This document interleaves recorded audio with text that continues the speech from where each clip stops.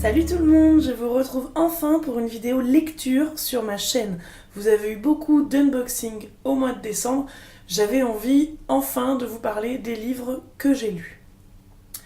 Je teste la nouvelle caméra, dites-moi si vous voyez la différence au niveau de l'image, au niveau du son, ça m'intéresse d'avoir vos retours. Je vous quittais la dernière fois, j'étais en train de lire Le Fou et l'Assassin de Robin Hobb. Ça a été une très bonne lecture.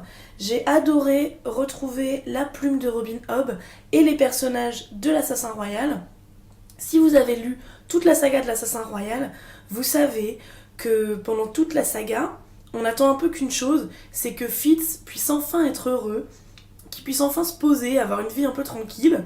Et là, dans Le Fou et l'Assassin, on a enfin ça. On retrouve Fitz avec une vie de famille, une vie de père, enfin voilà, c'était hyper sympa à lire, ça m'a fait plaisir pour lui.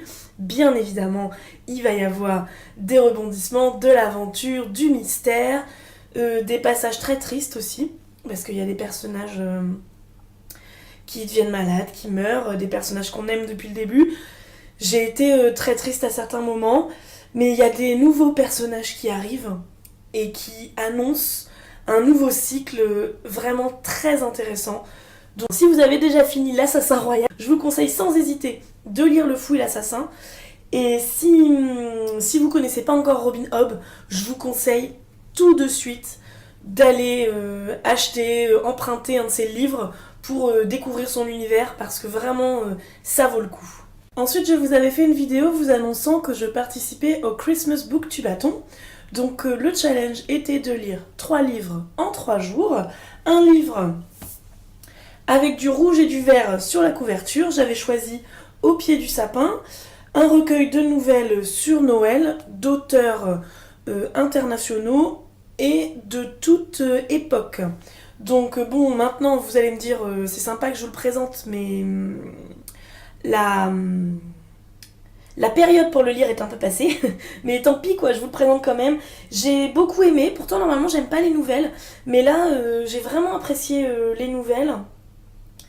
Celle que j'ai préférée est celle de Guy de Maupassant et celle de Fedor Dostoïevski. J'ai vraiment beaucoup apprécié ces 2 nouvelles. Voilà, c'est chez Folio 2€. Si jamais vous tombez dessus, là il y a peut-être des gens qui le revendent d'occasion vu que la période est passée.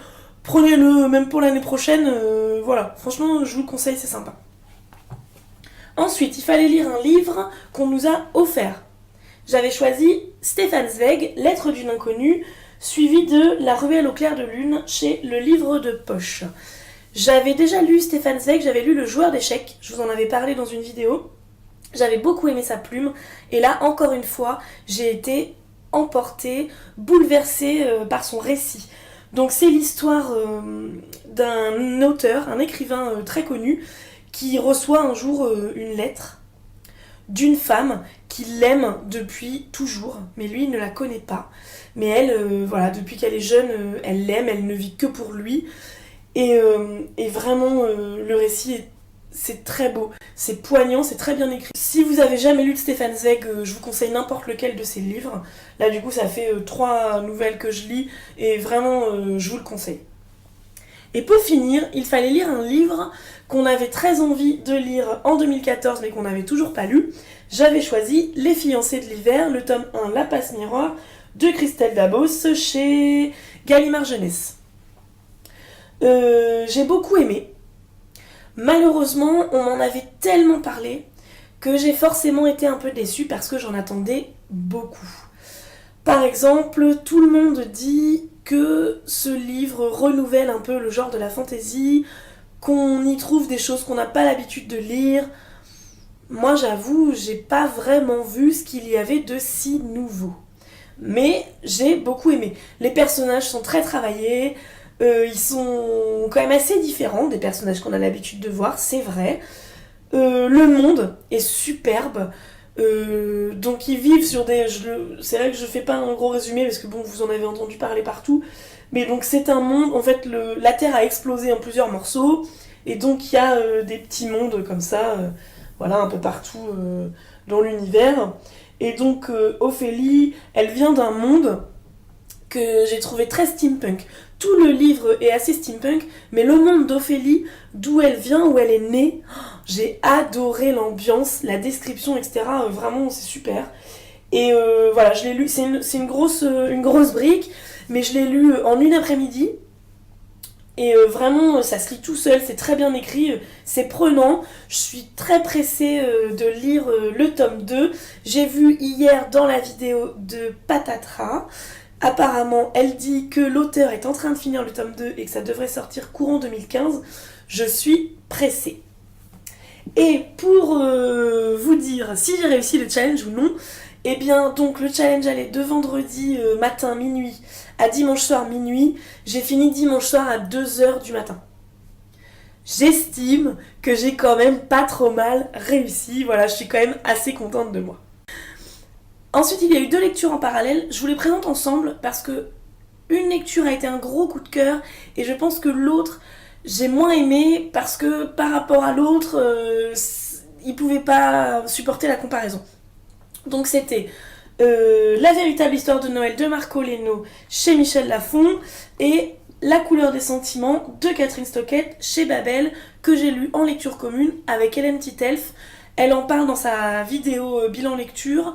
Je vous mettrai le lien en barre d'infos, comme ça si ça vous intéresse, vous pourrez aller voir ce qu'elle en a pensé aussi. Donc, La couleur des sentiments est un gros coup de cœur. Et La véritable histoire de Noël, j'ai pas tant aimé, mais je pense que les deux ensemble, c'était pas une bonne idée.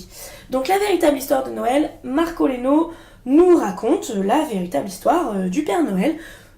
Un petit garçon orphelin va être recueilli chaque année par une maison de son village. Donc tous les ans, à Noël, il change de famille, il change de maison. Et lui, il aime sculpter des jouets en bois. Donc pour remercier à chaque fois les familles qui l'accueillent, il va commencer à faire des jouets pour les enfants. Et petit à petit, voilà, je vous raconte pas tout. C'était très jeunesse, en fait. Moi, j'ai été très déçue par l'écriture. C'est ce qui a fait que j'ai pas vraiment réussi à me plonger dans l'histoire. Ouais, c'était écrit trop jeunesse, j'ai pas réussi, ça m'a pas trop plu du coup malheureusement. Mais la fin du livre, la morale que Marco Leno nous écrit à la fin, je l'ai trouvé vraiment très bien. En fait, ça laisse vraiment le... Si vous avez un cœur d'enfant comme moi, la morale finale peut vous laisser penser que vraiment le Père Noël, à la base, il a vraiment existé. Et ça, je trouve que c'est bien. Et rien que pour ça, je pense que je me souviendrai de ce livre. Et La couleur des sentiments, donc ça se passe dans le Mississippi, dans la ville de Jackson, dans les années 60. On suit des bonnes noires, donc qui travaillent chez les blanches. Et il y a une des blanches qui va décider d'écrire la vie des bonnes noires. Voilà, elle comprend pas pourquoi il y a tant de séparation entre les blancs et les noirs, elle n'est pas raciste du tout, elle a envie que les noirs s'intègrent plus, et elle comprend pas pourquoi est-ce qu'on les en empêche, et elle a envie de comprendre leur vie, elle a envie de comprendre comment ça se passe pour elle, et du coup elle leur demande de témoigner. Et voilà, il va s'en suivre une très belle histoire d'amitié. Enfin, c'est vraiment très beau, c'est bien écrit, les personnages sont hauts en couleur.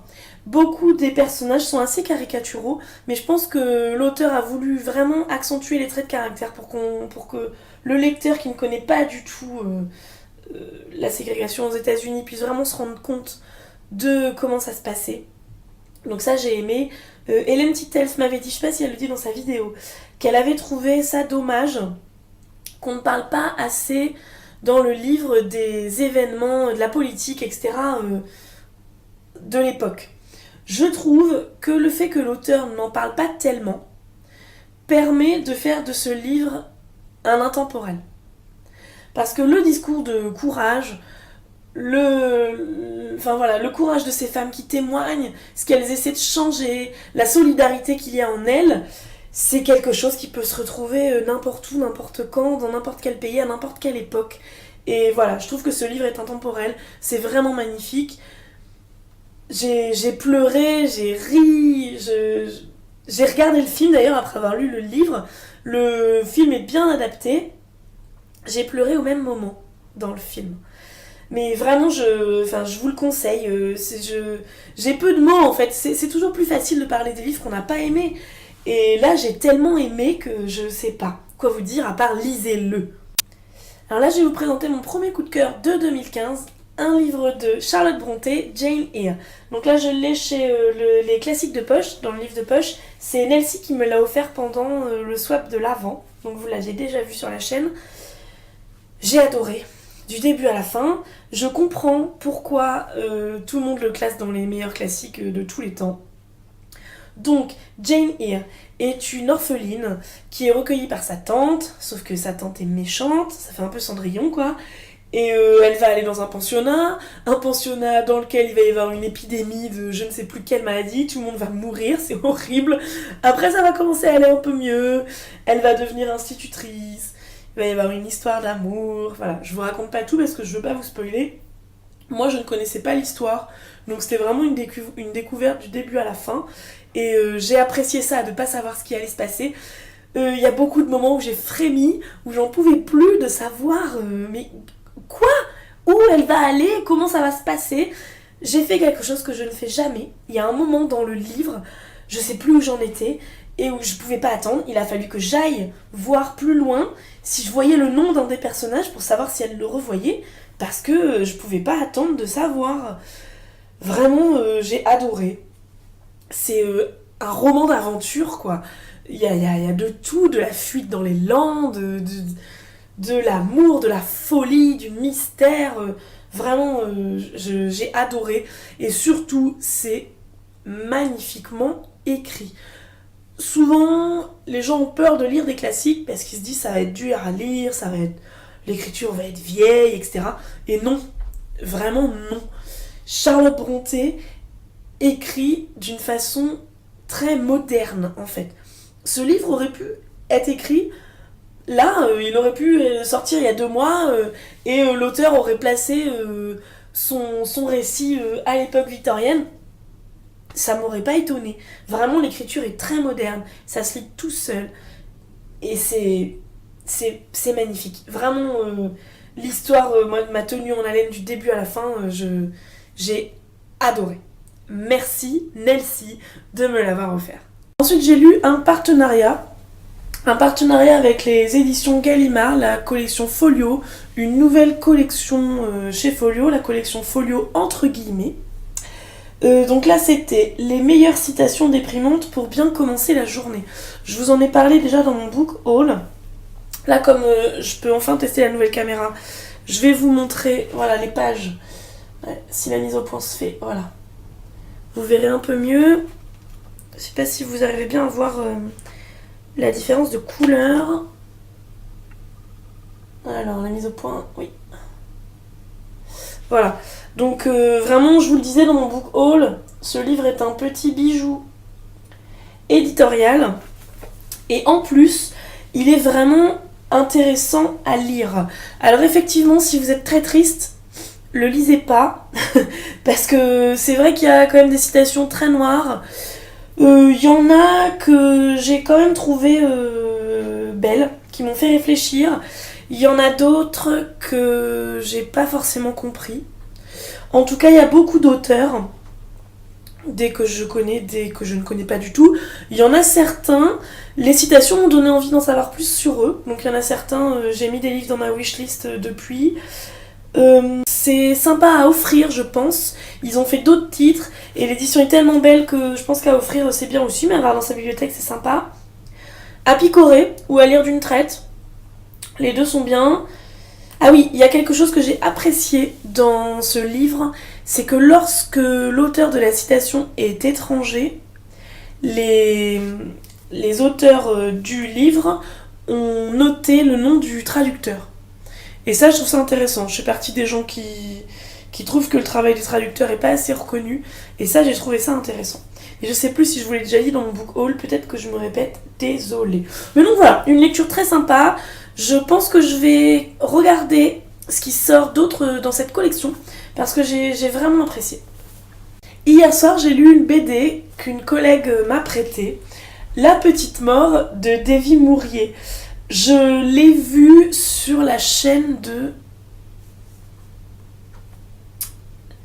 Fairy Neverland, je crois. Je crois que c'est Justine qui a lu le tome 2 il y a pas très longtemps. Et du coup, ça m'avait intriguée. Oui, je crois bien que c'est ça. Hein.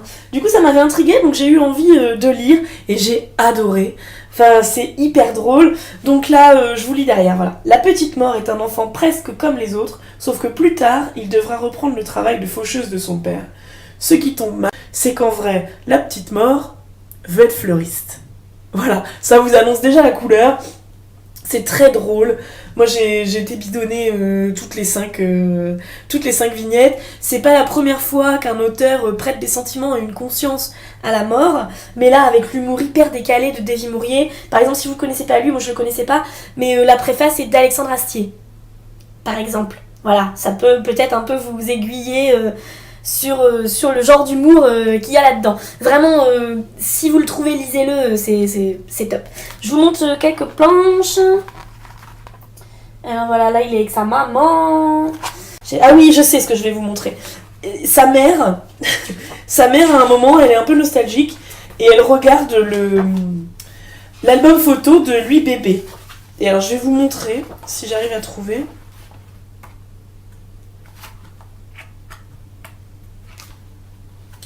Voilà, vous voyez par exemple, là, il y a la page où il y a son arbre généalogique. Et donc vous voyez, c'est beau. Il y a des arcs-en-ciel. C'est pour que vous voyez un peu le côté complètement décalé de la chose. C'est magnifique. Et là, par exemple, c'est drôle quoi. Là, par exemple, sa mère dit... C'est moi qui ai choisi ton faire-part. Je l'ai pris avec un arc-en-ciel parce que tu as apporté de la couleur dans ma vie. Voilà, c'est beau, la mise au point, oui c'est bon. Voilà, c'est drôle. Je vous le conseille, ça se lit vite, c'est super sympa. Et en ce moment, je suis en train de lire Les Éveilleurs, le tome 1 Salicande de Pauline Alphen. Je vous l'avais présenté, je l'avais acheté au Salon du Livre de Montreuil. Là, je suis à la moitié, je vais commencer la deuxième partie. J'aime bien. Ça se passe dans un monde post-apocalyptique fantasy. Donc, le monde s'est effondré. Et maintenant, ce monde-là est créé. C'est un peu une dystopie en fait, ouais, un peu dystopie fantasy. J'ai un peu du mal à la classer. Mais en fait, pour vous expliquer, donc on suit deux jumeaux, Jade et Clarisse. Ils ne savent rien du monde d'avant. Parce que on a interdit toute mention du monde d'avant, etc. Et donc ils savent rien, il y a un gros mystère autour du monde avant. Mais par exemple, Clarisse, la jumelle, dans ses études, elle lit Harry Potter, Les Royaumes du Nord, Les Trois Mousquetaires. Donc ça, je trouve ça hyper sympa. Voilà. C'est pour ça que je dis que c'est plutôt un monde post-apocalyptique fantasy. Parce que du coup, l'auteur remet des éléments de notre monde actuel dans leur monde plein de magie, etc. Et ça, je trouve ça très sympa. Là, je suis arrivée à la deuxième partie. Je sens qu'on va bientôt avoir des révélations sur le monde d'avant, savoir enfin un peu ce qui s'est passé. Apparemment, dans le monde d'avant, tout le monde avait des pouvoirs parapsychiques. Donc pas vraiment de la magie, mais voilà, on sait qu'on n'utilise pas toutes les capacités de notre cerveau. Apparemment, dans un siècle, nous les humains, on saura utiliser un peu plus nos capacités intellectuelles. Je sais pas plus. Voilà, pour le moment c'est un peu flou, mais en tout cas c'est bien écrit, ça se lit bien. Et d'ailleurs je voulais vous lire la première. En fait, voilà, les parties commencent là par un extrait de carnet intime de la mère des jumeaux, donc la mère qui a disparu. Voilà, si vous voyez, voilà. Et donc je voulais vous lire un peu l'extrait parce que je trouve ça hyper sympa. Apparemment leur mère était une nomade de l'écriture. Je ne sais pas encore ce que ça veut dire, mystère, mais c'est beau ce qui est écrit, donc je vous le lis. Le vrai lecteur écrit le livre en le lisant. Le vrai lecteur est à la fois l'auteur, les personnages et l'histoire. Le vrai lecteur est le livre. La Guilde se trompe. Le vrai lecteur n'est pas celui qui comprend ce que l'auteur a voulu dire. Le vrai lecteur est celui qui, en lisant, réinvente le livre. Et s'il lit autre chose que ce qu'a écrit l'auteur, alors celui-ci a gagné son pari, il a fait son travail. Le vrai lecteur court tous les risques. Celui de savoir ce que les personnages ne savent pas, celui de ne pas savoir ce que savent les personnages, celui de comprendre autre chose que ce que voulait l'auteur. Le vrai lecteur s'en fiche, il voyage. Voilà, donc ça, c'est ce que vous lisez en premier quand vous ouvrez ce livre. Je sais pas vous, mais moi j'ai commencé, ça m'a donné envie. Donc bientôt, je vous dirai ce qu'il en est de la fin, si j'ai appris les mystères, si c'était top, si je suis pressée de lire la suite. Et voilà, c'est tout pour aujourd'hui, j'espère que ça vous aura plu, à bientôt!